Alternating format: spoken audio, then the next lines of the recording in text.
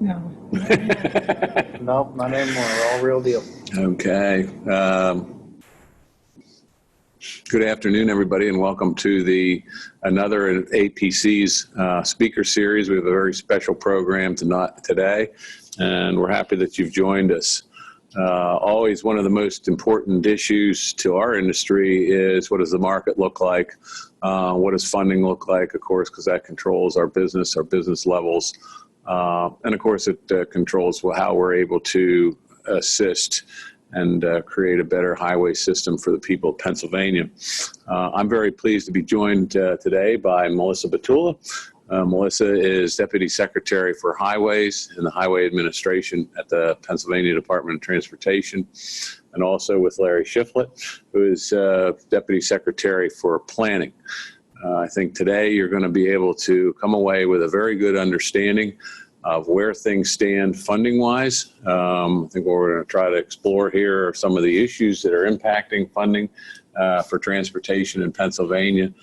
Maybe give a little bit of a prognostication, at least for the coming year, the coming construction season, and maybe even into 2021. And give you a very good, give our folks that have dialed in here today a really good overview and understanding of transportation funding. So with that, I'm going to turn it over to Melissa, and we'll get started. Okay, great, Bob. I'd like to thank you for having us here today. We're very excited to share kind of where we're at on the outlook, where we've been, and maybe into the future where we're going to be with funding. Now, no surprise to anybody on the phone or part of the audience, we have a very complex network within PennDOT. So just to put it in perspective, the size of our roadway networks, roughly the size of all the New England states combined, plus New York and New Jersey, just thrown in for good measure there. You know about the 40,000 miles of roads and the 25,000 bridges, but there's a whole lot of other aspects as well. You know, 3 ports, 127 of our airports, 65 railroads overall. So again, a very complex system overall. And it all kind of factors into some of the impacts I think we're seeing overall. So I think for just a roadmap, kind of where we're going to be taking you today, we're going to start off a little bit with the great work we all achieved under the funding we saw under Act 89, talk about some of the stats and what's been delivered since then. Then we want to get into a little bit of some of the challenges we've been seeing. And I'll say this is at the overarching PennDOT level. So across all the different aspects, sorry about that. And then getting a little bit more specific into some of the challenges that face the highway and bridge program directly. So the flooding we've seen recently and what we're seeing with loss of buying power and revenues. Then from there, we're going to get into the 2020 program. So what that's looking like from a letting program, also getting into some of the material projections. And then we're going to then move into the future funding, some of the funding shifts overall. Larry Shiflett's going to be walking you through kind of what that horizon is going to look like over the next few years beyond 2020 period. So with that, I'm going to start with some of what we were able to collectively achieve with Act 89. And I thank each and every one of you. If it wasn't for the strength of our partnerships, there's no way we'd be able to deliver the programs that we do. So thank you. So overall, just going since 2015, when Governor Wolf took office, we put out a total of 1,650 bridge projects, 3,520 about roadway projects overall, to the tune of about $12.3 billion overall. So that's going to translate to about nearly 3,000 bridges we preserved or rehabilitated, replaced, and over 30,000 miles of roadways that we've been touching. So huge impacts overall. I'm also very excited to say, because I was involved with the Accelerated Bridge Program when we started that back in 2008, we've taken our, what was then called structurally deficient bridges, now we refer to poor. We were over 6,000 bridges in that category in 10 years ago, 11 years ago in 2008. Since then, we've driven that down. We're under 2,700 poor bridges right now overall in that state system. So just phenomenal. So we've been able to make progress, continue to make progress on that avenue as well. Stepping into some of the challenges. So the Act 89, as tremendous as that was, of course, you know, that kept us from going even further downhill on our letting program. We were looking at 1.6 billion at that time frame without some assistance, which we got through the Act 89. But what we knew at that time is it really didn't resolve the entire problem we had. When we did the TFAC report in 2011, we had projected that we'd be at $7.2 billion of unmet needs right here in the 2020 timeframe. As this is what the chart on the graph showing, that green wedge, if you will, between the orange and the bottom sections of the green there, that's the gap that Act 89 was able to stand up. But there's still a great amount of unmet needs that are still left to be, and that are becoming even more challenging. So just for an example, again, now this is certainly beyond the highway and bridge. This is just some of those overarching challenges we have. Of course, we talk about the 40,000 state-owned roadways. We also have 80,000, more than 80,000 miles of local roadways as well. We've got ITS systems. So as we bring in new systems that help with our motorists, you've seen that where we're driving around, you can now see how long it's going to project to take to get to a next exit. Those all come at a cost, and those systems have to be upgraded over time. Real ID, those are some additional challenges. Of course, the flooding. I'm going to get into the flooding a little bit more detailed in a little bit. Last year, we continued to see a lot of landslides, and I'll tell you that we're just barely into 2020, and I've already been made aware of at least 2 landslides we've had already this year. So that continues to be a challenge in everything we do. And that's with flatline budgets is really what we have to deal with all of these additional challenges we're seeing. So again, I'm not going to go through every point on the slide, but those cost pressures are many. Okay, so I was going to get into flooding a little bit, and this is going to kind of be somewhat relevant when we get into the material projections and kind of where we've been. 2019, although it was so much better than it was in 2018 for those impacts, we still had a considerable amount of emergencies to the tune of almost $60 million overall. Now, I will say caution, about 10 million of that was actually carryover from the 2018 flooding, but 2018 we saw $125 million in emergency. Now, it says emergency funding. I want to be a little cautious about that. That doesn't mean that there was a special pot of money that came in that fixed all of that, so it was an increase, if you will. But this is rather a mixture of different funding that's available and the reprioritization of whatever plans we had for the year to really react to those floods as they were occurring. Looking at the big picture overall and the impact to the funding, there's a couple things you have to recognize. So what you're going to be seeing in a minute, last year we went down to $2.2 billion in the letting program. That's what we're anticipating for 2020.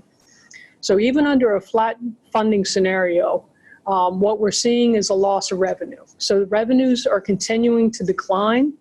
There's a lot of reasons for this. I think it's intuitive for most of us as we think about it. Electric vehicles are on the rise. Even for those not going with the hybrids or the electric vehicles, the fuel efficiencies are really getting up there. So as those efficiencies go up, the amount of gas that's being consumed goes down. I don't know if any of you have millennial children or the next generation, the iGens. They are not big at driving. They want to be in those urban centers where they're really changing those driver behaviors. So over time, we're seeing that the use of that gas tax overall is actually becoming less and less effective, and those revenues going down right now. So that's one part of the challenge. The second part of that is just the raw fact of loss of buying power. So each and every year we see a $100 base or 100 million reduction in buying power every year, just at a modest 2.5% interest rate, if you look at it that way.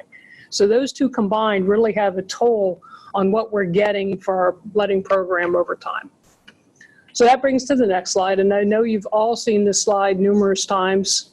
You see this is actually after we had the Act 89, so you see where we're at that 2.5. Our goal was to hold that 2.5 line as long as we could. Last year we had to drop that back to 2.2, recognizing that the revenue loss that that I just spoke about. And we're at that same point again. We're looking to hold that line with 2.2 as long as we possibly can. This year, we're projecting a similar year as last year with about $2.2 billion.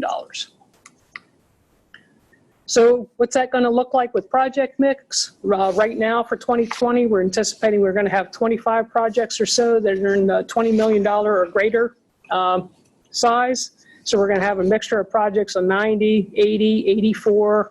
We've got some 443 and 380 and assorted other projects. Of course, we have 119 coming up, 95, some 422 projects.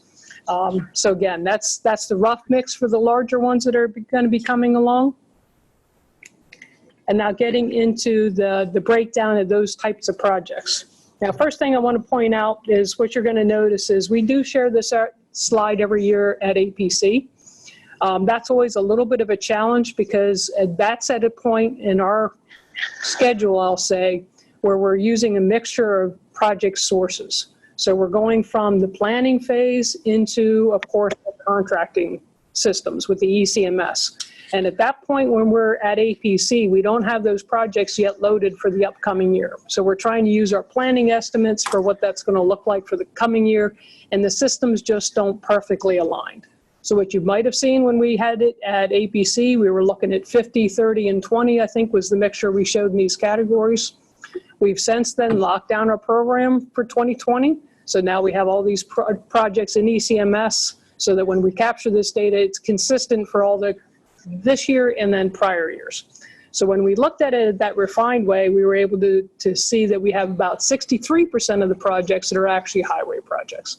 We're right around the 1/4 or 25% bridge projects and about 12% in that other category, which is counting your guide rail type projects, safety improvement types of projects. Those are the type that kind of fall into that other category overall. On the material side, we have the projections for the asphalt. So we're looking around 6 million tons or so for this year coming up. That is down somewhat from last year, but again, keep in mind what I said before. We've got the loss of revenues coming in. That's so at a 2.2 level, we're still holding that, but you also got that secondary impact where you have that loss of buying power over time. So if you think about it this way, for that $2.2 billion, we're going to be buying less material every year by holding that line, because again, those prices are going up, so it's going to affect that. It's going to affect the buying power. So it's going to affect how much material we have. Structural concrete, again, a slight decrease we're seeing, mostly in the change and mixture of bridge projects. So you're seeing maybe more preservation projects coming out this year. It's not a huge difference overall. We're seeing a considerable increase in concrete paving next year. So we're anticipating some larger projects in District 11. And then aggregate overall, slight decrease from last year. But like I said, when you really factor in the fact that we're losing that buying power, that's certainly within line. Another factor to consider in all of this, we didn't recognize or didn't realize this, I should say before, but when we were looking at these material projections, we actually go out to each of our districts and have them estimate their usage based on the program for the year. And we kind of had a mixture of the districts that were including the bridges that were going out under the Rapid Bridge Replacement Project. So there's also going to be a natural loss when we're looking at the 2020 period and recognizing that program is coming to a close. We only have a few bridges left over that we're working through in that Rapid Bridge Replacement or the P3 project. We've been asked to share kind of the breakdown by district on where those material uses are. So this slide shows the tons of asphalt broken out by district on the lower left. And on the upper right, that's the breakdown of structural concrete and cubic yards. And I believe they'll have a copy of this afterwards, Bob, I'm presuming? Correct, yes. So you can take a look and see there's natural shifts overall. You'll see some districts where it's increasing, others where it's decreasing. So where those land out overall. And then similarly, this slide shows the tonnage of aggregate overall on the top left, and then the concrete paving on the lower right. And again, recognizing that's probably the biggest adjustment is that increase in the concrete paving. One thing I want to go back, I know some of the members are on both sides. I did present at PAPA, and I do want to apologize to folks. I did incorrectly talk about going out with the worst roads in 2018, and that being a reason that we kind of saw a bump up in 2018. And hopefully you've had this happen to you from time to time. The brain doesn't remember things. It would seem only yesterday was actually further ago than it really was. And I think that was more in the 2016 timeframe. So the 2018 bump up we saw, that was definitely more related to the flooding we saw in 2018. And also, as I was saying before, the P3 of the rapid bridge replacement projects that we were going through. So with that, I'm going to turn it over to Mr. Shiflett, who's going to kind of walk through some of the interstates and where we see the program. I'm going to break in here and just remind people who are watching that if you want to engage our speakers with questions, you can do that by using the Q&A bar and typing in your questions, and then we'll relay them here. So with that, I'll turn it over to you. Okay. Thank you, Melissa. Thank you, Bob. We have a couple of questions already, but we'll wait till the end, and then we'll tackle them as we go along. Great. Because some of them may be answered by your portion there, Larry. So No thank you. pressure. Yeah, Got no it. pressure. Just switching gears a little bit, but not, it all ties together very well in my mind. Talk through a little bit of our interstate priority needs moving forward. Currently, the interstate network in Pennsylvania is funded at less than 50% of our basic cyclical asset needs, meaning we needed to do something a little bit differently moving forward. Melissa was already thanking everyone. I'll just take another plug to thank everybody that's on today and those that aren't on for all the hard work that went into Act 89. But the one thing that Act 89 didn't address was our interstate system. It addressed the rest of the system. So the interstate program did not reap the benefits of Act 89 starting back in 2013. So even more funding is needed to address our backlog, not just on the cyclical asset management side, but if you start to look at the fiber network, the ITS, the things that you need to have a more modern, more up-to-date interstate network, and also to help control congestion and safety and those things moving forward, the overall need there is much greater, and you'll see that in a slide or two as I advance on here. Just some of the overall statewide concerns that we have on our interstate network, the poor and fair condition of our bridges. There are at least a handful of interstate bridges that are fracture critical, that if there's something that keeps me up at night is knowing that they're there. They're not small bridges. They're not bridges that are easily repaired or cheap to repair. Some of the other things, highway preservation that we've been doing is not lasting as long as it once did, as you'll see in a couple of the slides. We all know when the interstate network was built, the majority of our network has not been reconstructed, just largely due to the fact that it's very expensive to reconstruct the interstate system. And to that point, we started looking at what we can do in the future. You know, we have more freight, more trucks. What do you do with all that freight and all those trucks that are on the network? With that, you have rest areas that are needed, additional rest areas, truck parking. Where do we get the truck? You have the whole, now the electronic logging, which means there's a point where you're stopped no matter whether you want to stop or not, and you need to have a safe place for not just the truck to park, but for those that are still continuing to utilize the interstate system as well. I'll apologize, but this is certainly a graph that's hard to read in one respect because it's pretty tiny print. But if you look back to 1993 and we project through 2018, which was when we pulled this data together, the most recent data that we had. And you can see there the blue lines are the actual reconstruction miles of interstate that we've been able to accomplish over the years. And then the gold orangish line are the backlog of reconstruction needs on the interstate system. So it's just a picture, again, just to show you in a different way of all the reconstruction needs that we have on our interstate network in the Commonwealth. And again, largely due to the overall age of the network. It's not like we've been not doing anything on the interstate system over all these years. It's just a matter of age, and we're now at a point where we need to get into some more reconstruction on the interstate network.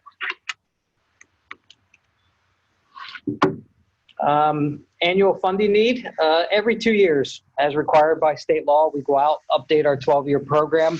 One of the first things, other than the public engagement part of that we take on, is we go ride as a group every mile of interstate in the Commonwealth. So every 2 years in May, June, we go out, ride every mile.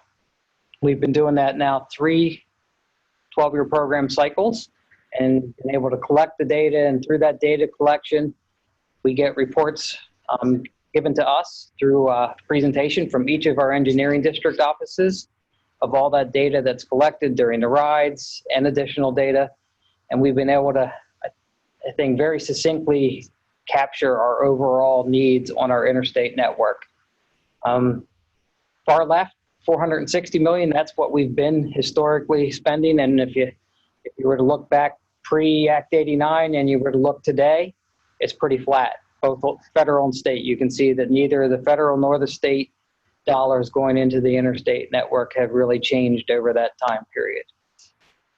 So as we started, again, collecting that data, analyzing that data, we got to a number of about 1.2 billion that's needed annually on our interstate network just to address safety and cyclical asset management needs.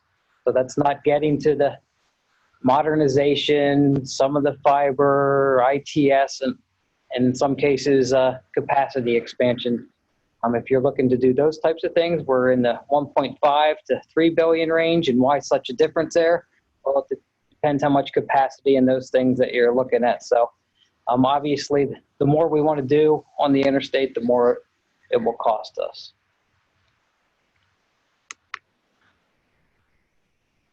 And how can we forget the NHS, the rest of the NHS? The interstate system's part of our national highway system, but relative look of things, if you look at it from a mileage point, it's a pretty small portion, but an expensive portion of the national highway system. So if you look at the current spending on the rest of our national highway system, so excluding the non-interstate, we're at about 742 million annually. Again, basically keeping what we have the way as best we can in the condition that we have it now, and addressing our safety issues that we've identified. Same format here to do cyclical asset management, address our safety needs. We need about 2.2 billion annually.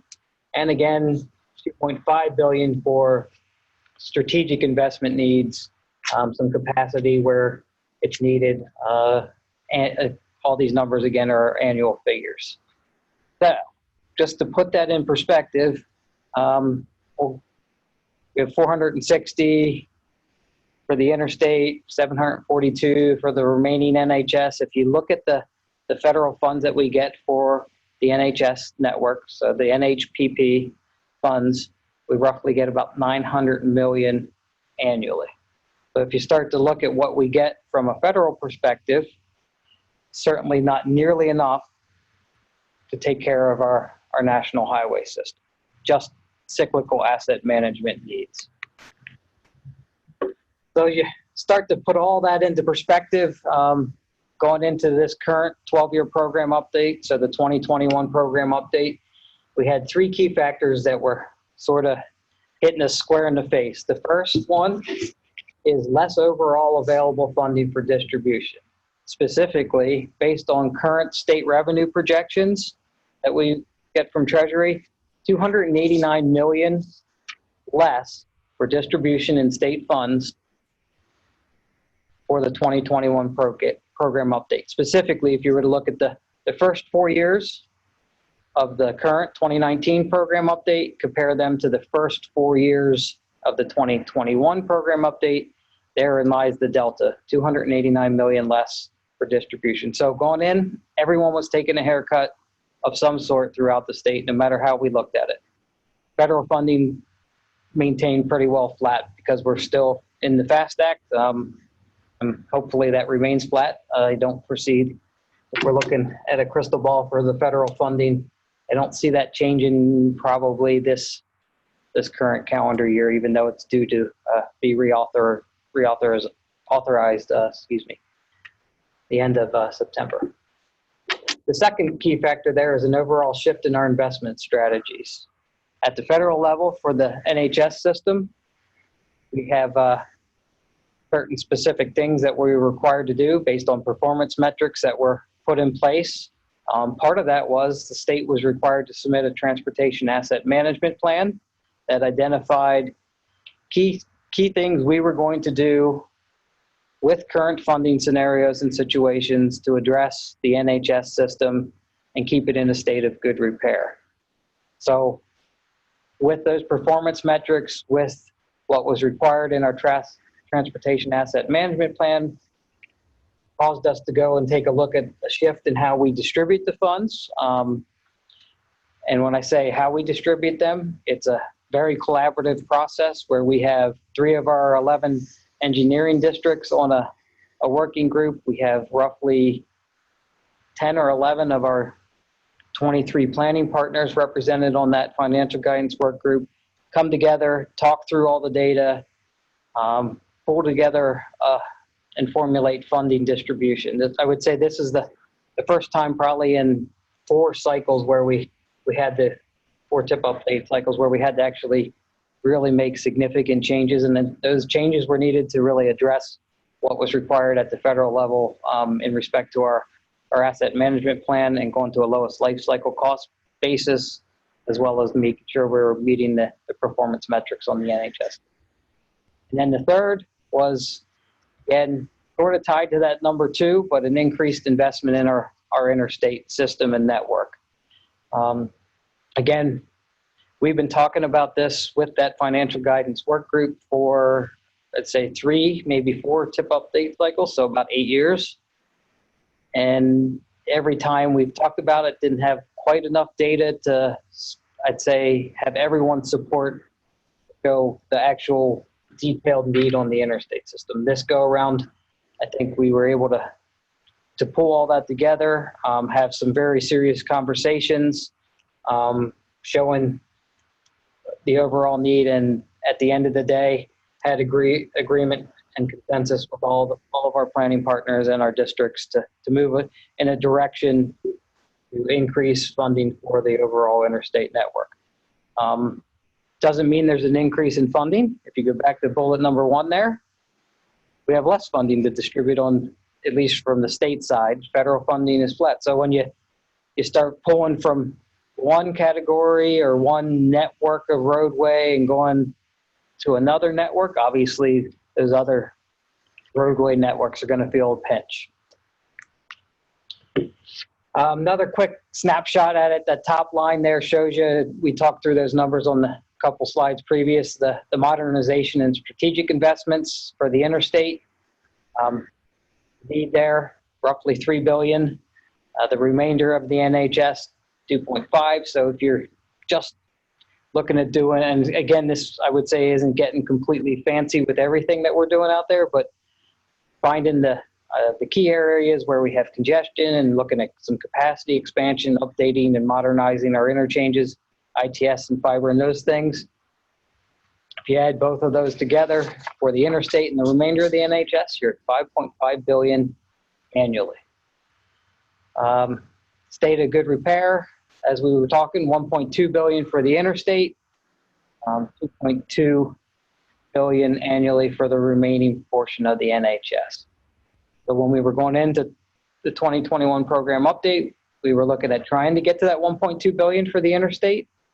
There was not a scenario that looked good for the rest of the NHS that we could figure out to get us to $1.2 billion on the interstate annually. So we're going to still fall a little bit short on what the overall need was identified. We're going to get to $1 billion per year on the interstate in a transitional manner. And when I say that, in 2021, and this is federal fiscal year, we will increase the overall spending on the interstate by $150 million. And then each year thereafter, so it takes us 7 to 8 years to get to that billion, we will increase our spending by $50 million per year on the interstate. And again, that comes at the expense of other networks, specifically the remaining portion of the NHS. And as I've shown you there, the needs are equally as high on the remaining portion of the NHS as well. And then that bottom bottom line there shows you what the current spend is on the interstate. So the 0.46 or the 460 million annually is what we are currently at as far as spending on the interstate network. And then just to sort of wrap this all up and everyone's census, what's the big deal about the census? Well, the big deal about the census is at least, well, it's a big deal all the way around. At the federal level, population plays a huge part in not just what we receive in transportation dollars, but what a lot of our other agencies as well receive in other program dollars for their programs as well. But it is a big part of how they calculate and look at the federal funds that we get, and we roughly get 1.8 billion a year. So we want to make sure that those who have the opportunity to take the census, and encourage everyone who's on today to help us out, just like you did with Act 89. We need the more people we're able to get to take the census, the better position we'll be in for federal dollars, and we'll be hopeful that the federal government takes full advantage of an opportunity to address in a bipartisan manner transportation infrastructure in the next year or two. And I think with that, I'll wrap up. Okay, thanks. We do have a number of questions in. I'm going to just reiterate to folks that if they want to send some questions in, they just need to use the Q&A bar at the top and go ahead and type them in. We do have a couple, and I do also, that might be help clarify a couple of things. First of all, just so everybody understands, sort of at the end there, Larry, you were talking about the change in sort of your third to last slide. The $289 million is spread out over a 4-year period of time. Correct. Correct. Correct. Now, one of the things that I wanted to ask is in 2017, I believe it was, the legislature started a step down, I guess, if you will, of the amount of money that is going to the general fund from the motor license fund to the general fund, ostensibly for the state police budget. And it's about a $30-some million a year step down. There was a catchy name, roadmap. Thank you. I'm sorry, I had a minor brain fade there. And that was to, going to put $1.2 billion back into the program. So I guess my question is, how is that, positive money impacting, or had an impact or not had an impact on this now kind of haircut, as you mentioned? Yeah, I can take a first shot, and then Melissa certainly can chime in too. Sure. I think the positive impact is you mentioned roughly 30 million a year as they start to cut that back. When you start to look at the loss in buying power and the offset, I think it's helped us. I do believe without that step back, we would not be in a position where we were holding that 2.2 billion moving forward. So we're extremely appreciative of the efforts to have that step back in place and to continue to provide that money back into our overall program. But when you look at the buying power, and you really hate to say 30 million is not much. Right. But when you look at losing 100 million or so a year, it's at least helping to offset that loss. I'm not going to ask you to comment on this, but I'll just say that one of the things that we at the industry are looking at is advocating a faster payback, if you will, of that. And there is some legislation that we're supporting that would do that. So hopefully that would have a positive impact as well. And by law, the governor's budget has to include the next step of that. So we're assuming that that'll be in there. Now, the legislature could make a change to that during the budget process, but by law, the governor's budget has to include the next 4%, I guess, if you will, that will come off of that. a couple questions that we've gotten from the group is, first of all, is the department looking at potential new revenue sources in the out years? Given that we keep hearing we have the highest gas tax in the country, and then we've just laid out all of these unfunded needs. Are we looking at sort of what's the next iteration of transportation funding beyond a heavy reliance on liquid fuels? We're actually going out right now with a contract to look at all funding alternatives that we might be able to look at. I will say we're in the selection phase, so there's not a whole lot I can share with that. But Sure. yes, with all the challenges we just identified, we have to look at what alternatives we might have available to us beyond the gas tax. Because as we've shared, that's not going to be sustainable long-term for all the reasons I stated, with efficiencies, electric vehicles, and just the new model with these kids coming up, or these young adults. So yes, we are looking. Okay, well, more to come on that. We had a question about looking at the capital program.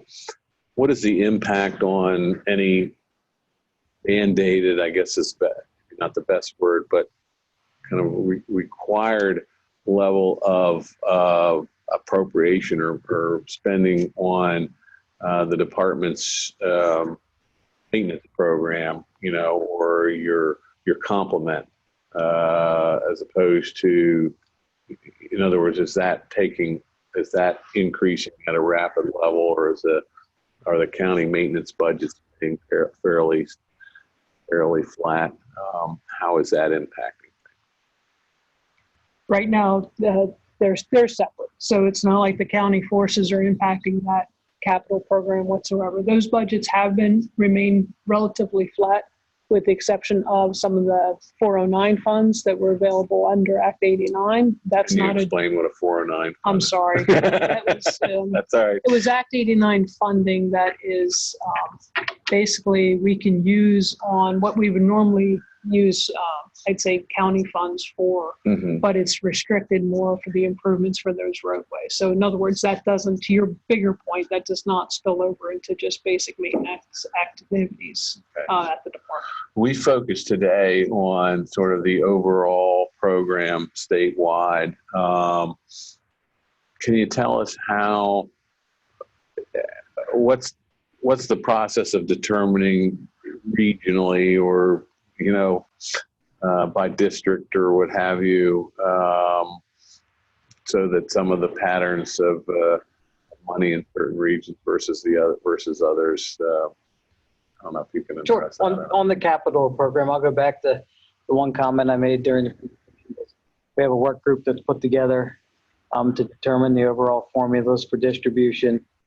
The one key thing that we do when we do the work as part of that work group is look at the data every 2 years, the most recent up-to-date data, develop our policy, process, procedure, look at revising the formulas, and nobody gets to see how that distribution looks, because again, we're taking a statewide look and basing it on the most recent data, most recent need. And once we have agreements upon that, then we put the overall dollar numbers in for distribution.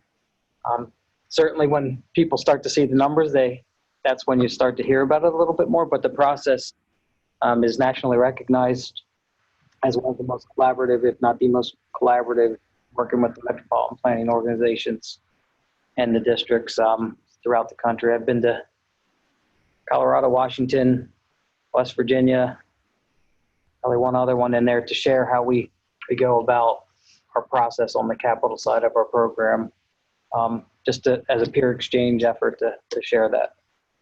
Okay, thanks for that clarification.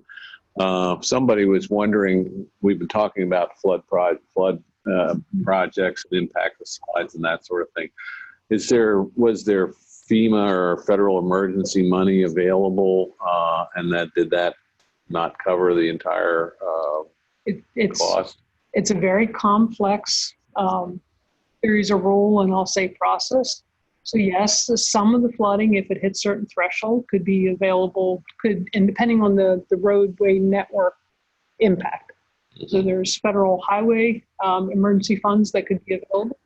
And there is also FEMA, depending on the relief area.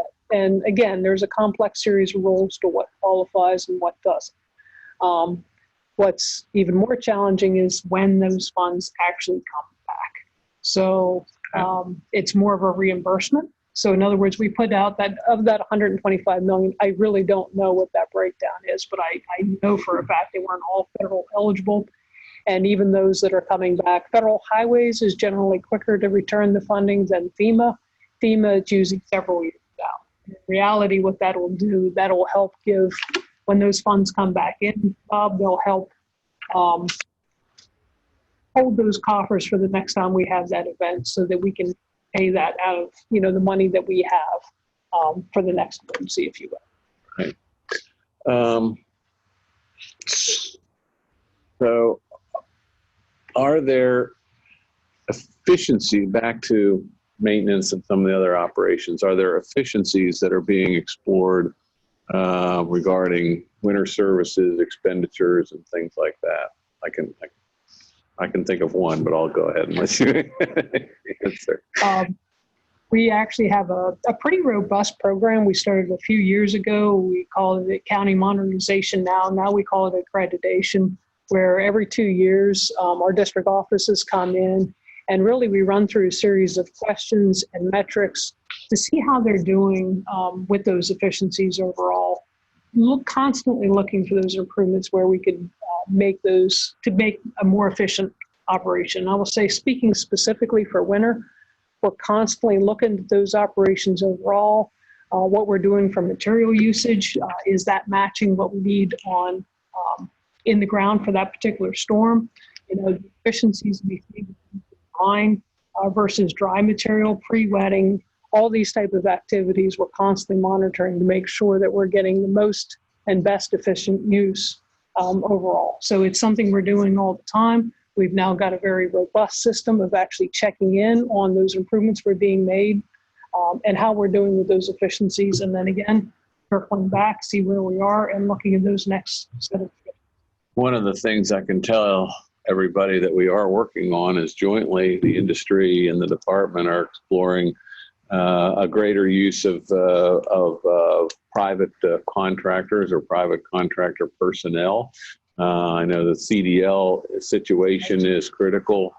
We're looking at trying a workaround so that you can make use of the drivers who are laid off from the industry who could possibly be helping with winter services. And absolutely working together, I think, is really going to be where that solution is. CDLs are very tough to come by, as everybody knows, and it's been very challenging, especially this winter, to get the operators we need to plow our roads. So yes, we certainly welcome that as we work together. So we're going to try to do something there.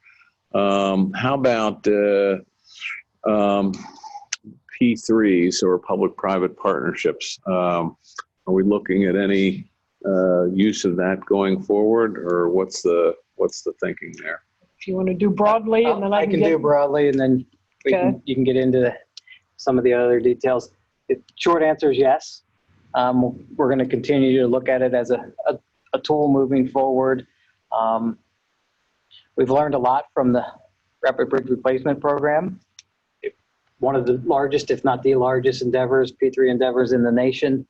I'm not sure that we're going to dip our big toe in that far again, but certainly there's opportunities for us to continue to explore using P3 as we move forward on specific projects. There's one that we're at least talking through right now that the P3 board approved, at least looking at, which is on I-81 up in the Luzerne County area. Involves, I think, 8 bridges and a couple miles of roadway.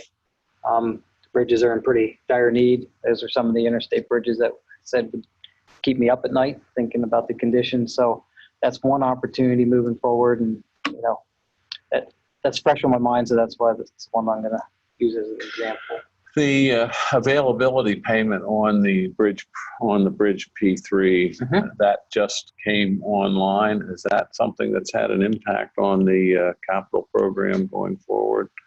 No impact other than we had been and have been planning for that. So when we undertook the RBR project, we knew how much, and I can tell you again, this was worked through the financial guidance work group.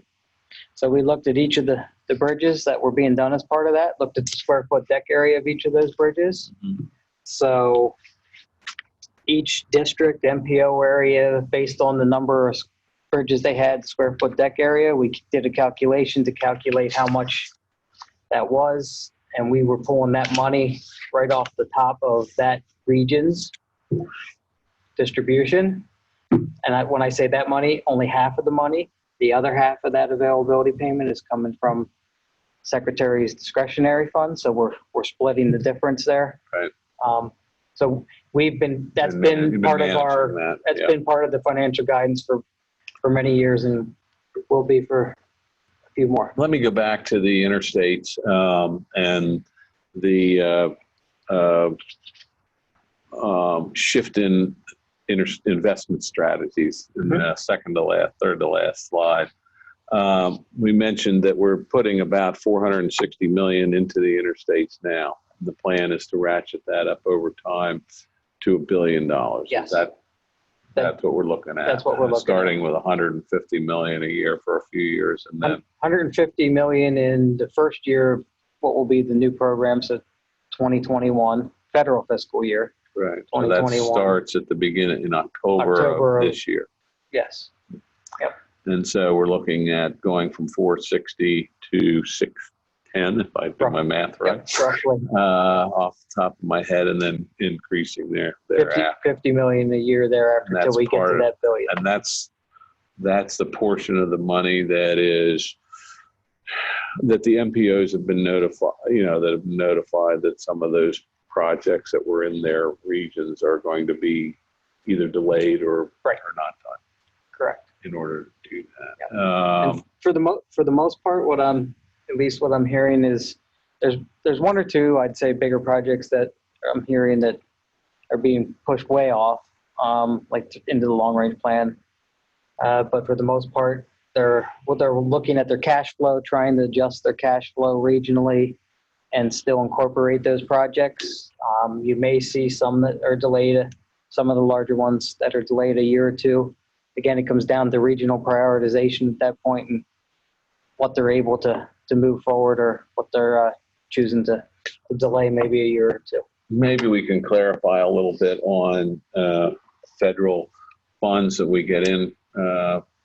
That's always something that we've been trying to get a handle on, but have Sure. on our side, somebody would say it's like trying to tack jelly on the wall, but you probably have been able to have a pretty good handle on that. So we just you mentioned somewhere in the conversation about getting about $900 million a year And then but those are only specific to NHS, which Right. also includes the interstates. Yes. Is that correct? yes. All right. So that 1.2 that we are spending roughly on interstate and non-interstate NHS, we have about a $300 million shortfall in the amount of federal money that comes to those categories, I guess, if you will. Right. And, remember, federal dollars typically carry an 80-20 match. So 20% state match. On the interstate, it's 10%. You go 90% federal, 10% state. Our total federal take, round number, $1.8 billion annually for our capital program. So all that's put in there. The other 9 goes somewhere else, basically, in the capital program. Right. So other state routes, you can still spend some of that on NHS routes, obviously, which is where a lot of the regional prioritization is leaning towards. I would say years ago when the FAST Act came on board, we used to have what was called, before that, STP, which is Surface Transportation Program funds. That's the most flexible federal funding category there is. And that used to be our biggest pot of funds, which allowed us as a state the most flexibility in how we spent them on our network, on our federal aid eligible network.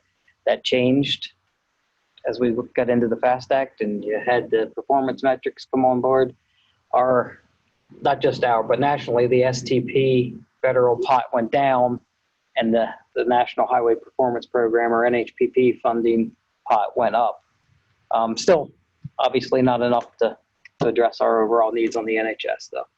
So that's an important part, Bob, is that you could pull those funds up into that other network. So it doesn't, that can help with that 10%, Yes. even though it's, so we can use other federal funds, and the federal performance metrics are kind of driving that towards that, pulling those funds and funding up. And let me just make sure that we're talking about the same thing, or that we aren't. When we look at these numbers that we've just kind of discussed here in terms of amounts that are being spent, if you will, on interstates and NHS, those are annual cash flow or budgetary figures, as opposed to when we talk about the $2.2 billion letting program, that's value of construction contracts that are awarded in a specific calendar year. Correct.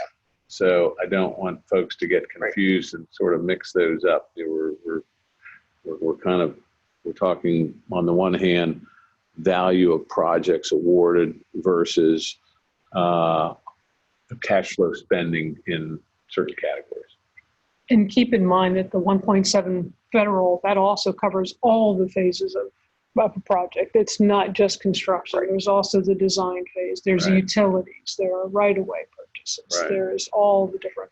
Yeah, so I don't want us to get mixed up on, well, we're getting 1.8 from the feds, but we're only spending 2.2. Right. It's not an easy line to draw. No, it is not. Correct. The bottom line is, we obviously could use more help from Washington. I'm not particularly optimistic about that, other than the fact that we have seen House leadership on both sides of the aisle roll out a concept. We've seen the Senate Environment Public Works Committee issue a plan. As we've been saying throughout all of our careers, the devil is in how we're going to come up with the pay for us at the national level. I guess there's one other, going back to the flooding again, somebody has a question here.